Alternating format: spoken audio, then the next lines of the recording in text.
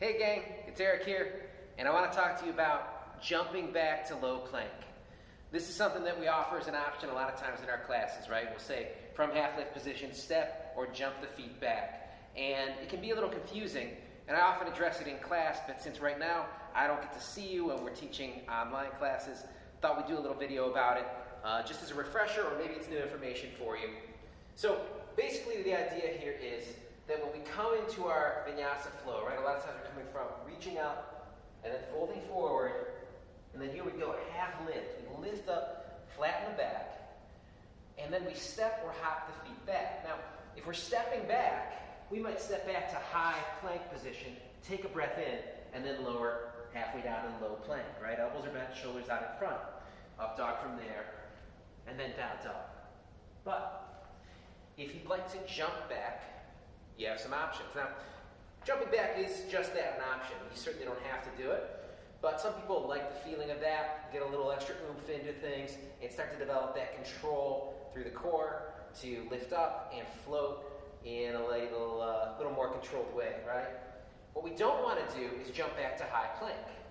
So if I'm coming from half lift position and I jump back to high plank, I'm planting my hands down, and then to keep my arms long here for high plank and take my feet back, you can kind of hear the thud as my feet touch down there, right?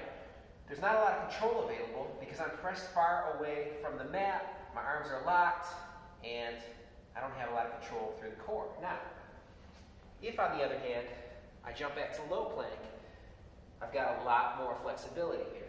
So if I come from half lift, and on the exhale I plant my hands and bend my elbows as I send the feet back. I'm going to send the chest forward.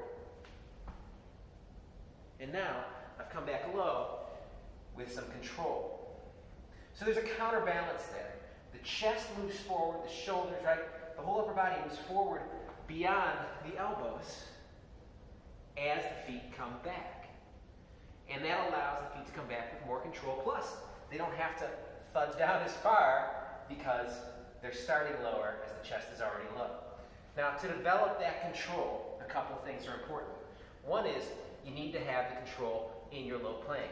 So if you're working on that, just working high to low as a little drill, almost like doing push-ups, right? But of course, the form is different. We're shifting forward and back. Forward as we lower, back as we come up.